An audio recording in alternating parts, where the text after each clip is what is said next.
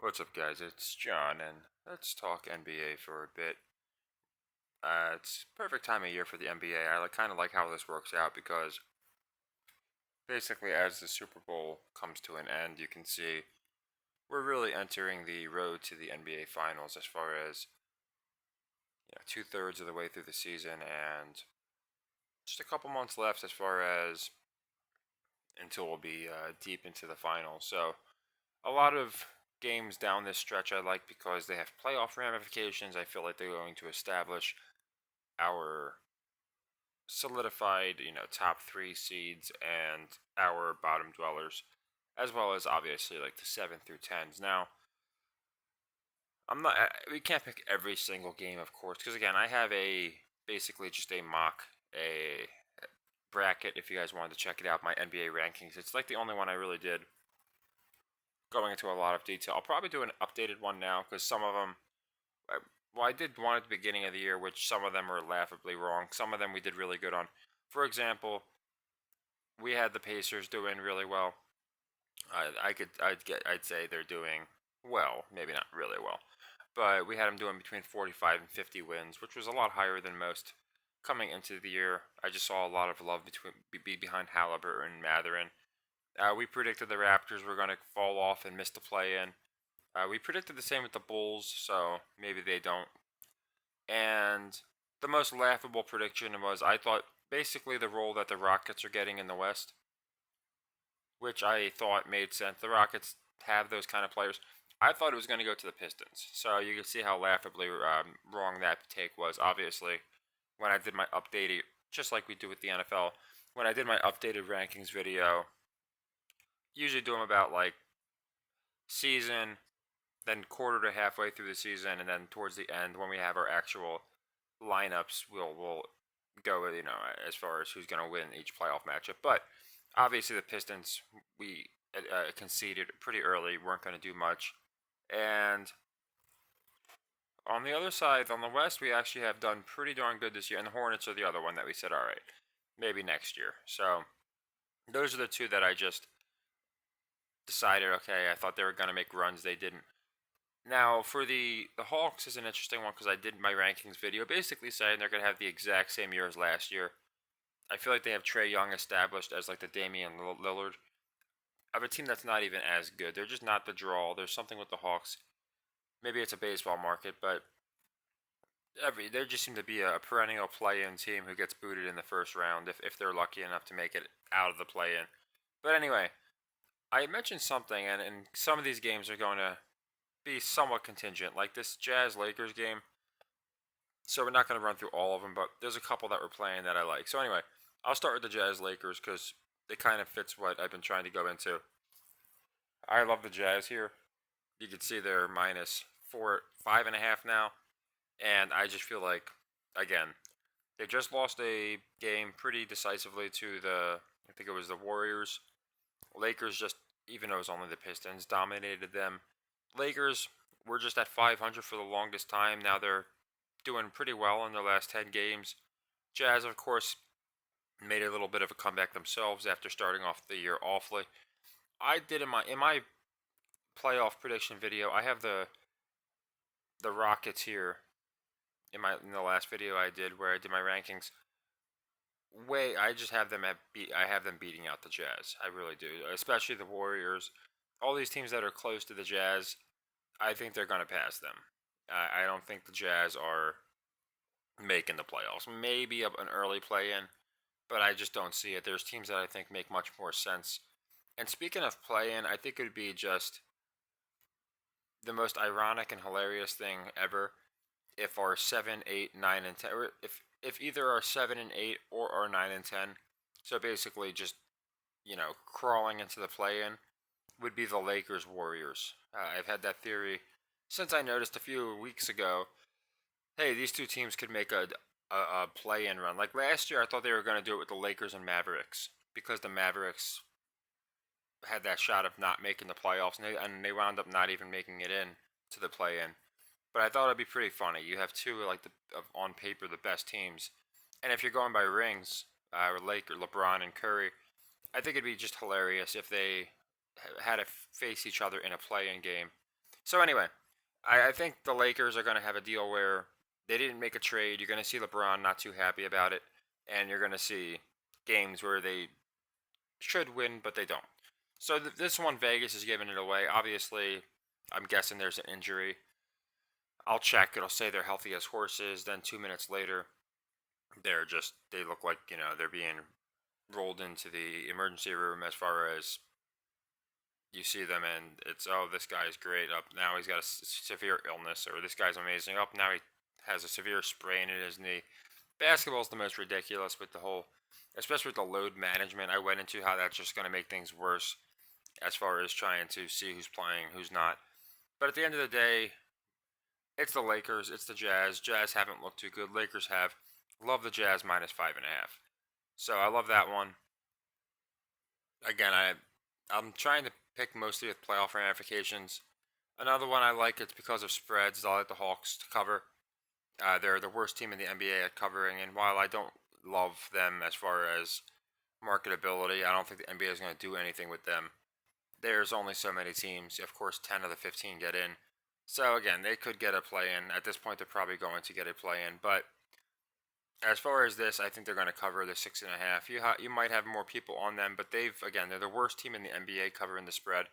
Right now, they're at a historically low margin, meaning if they were to continue at this rate, they'd beat the record, the 30-year record of worst record against the spread. I just don't see that happening. So I love the Hawks here to cover this 6.5. And I like the Knicks to cover just because I get some might say, oh, it's a trap. But at this point, I think the Magic are pretty established. Knicks are good, but they're not like that next level great where they're playing a healthy Sixers, because you can see they have a better record now, but it's only because of the Embiid nonsense. Or playing a team like the Celtics, Bucks. Knicks are definitely, in my opinion, capable of even finishing as high as top three. I think they could. Don't think they will, but I think they could. And the Magic, I think they're going to finish probably with like a 5 seed, something like that. Nothing crazy. But yeah, I think the public's going to be pretty split on this one. I like the Knicks to cover because the Magic are the best team in the NBA covering the spread. So I think they just covered the Thunder. I don't know with them and the Thunder. I stayed away from that game because them and the Thunder are the two literal best teams against the spread. And then I think the Magic pulled up a little bit, meaning I thought they covered the Thunder. But either way, when you're up in the high 60s against the spread, I'm going to fade you. So I like the Knicks here for the cover, like the Hawks for the cover. So we're getting 3.5 with the Knicks, so that's nice.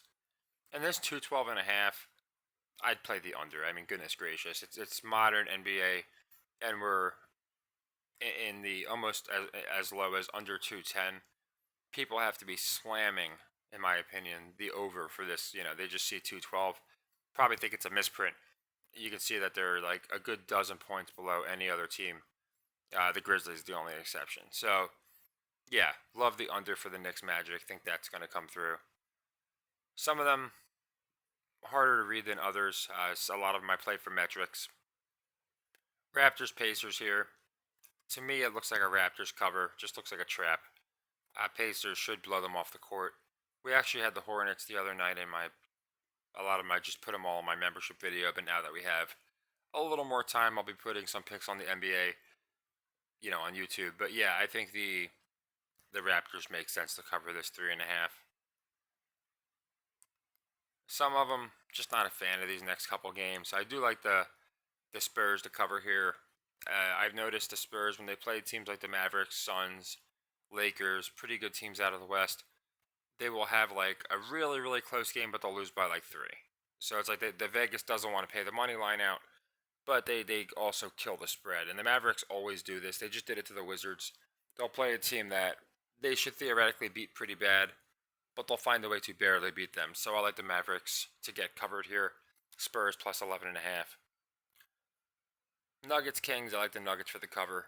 Again, it seems like one where, and I like the over on this game too, because the Kings and Nuggets specifically don't go over too much. They're one of the worst teams on the over.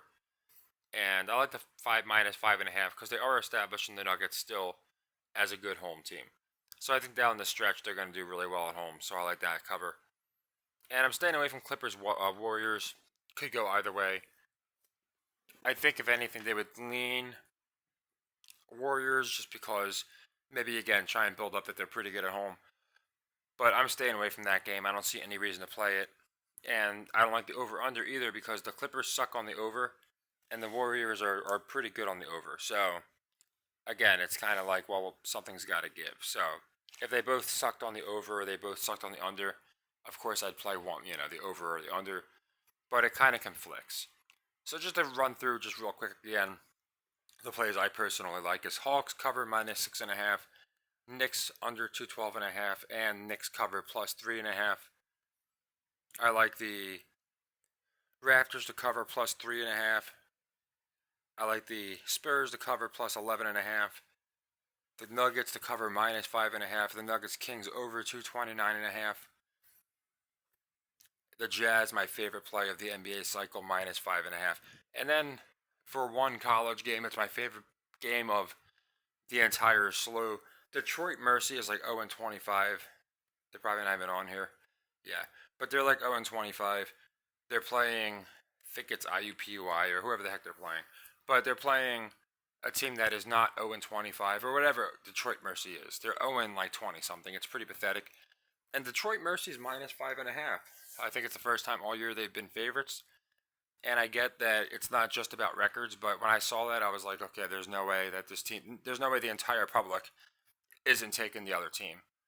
So sure, we could get a deal where we get like a win, no cover, something like that. But I think they're just going to go ahead and have Detroit Mercy cover. They're also one of the worst teams in the entire NBA at covering, or NCAA at covering. So they suck at covering. Nobody should be on them to cover 5.5, in my opinion. When again, they haven't even won a game all year. They've barely covered when they're getting like 15 points. Here they're giving up 5.5 against a team that's actually won. So yeah, I love that game too. So all those NBA plays, I wanted to throw in Detroit Mercy -5.5 because to me that one's a lock. Now I don't like to use the word lock a lot, but it really does seem that way. So we'll be doing these more often. I'll start hitting the full schedule once every game matters a little more. I'd say that's once we get into like the 60 game mark, 65 game mark, that's when I would say they start mattering a little more. And as far as playoff seeding and stuff. So some of these I just, Clippers, Warriors, Wizards here, Rockets, they can go either way, so I stayed away from them. But for the ones that I feel like look like traps that I just ran through, or for playoff ramifications, Jazz, I love this one. Again, 5.5. Haven't looked great the last couple games. Lakers have looked pretty good. Just makes me think that the public's going to be all over Los Angeles, even with a quote injury. So yeah, don't forget about Detroit Mercy. I would definitely lock that one. Wouldn't hurt to play like Detroit Mercy -5.5. Parlay that with the Jazz -5.5. I think they're both going to hit. So that could, nice little parlay there if you wanted to do a two-teamer or something like that.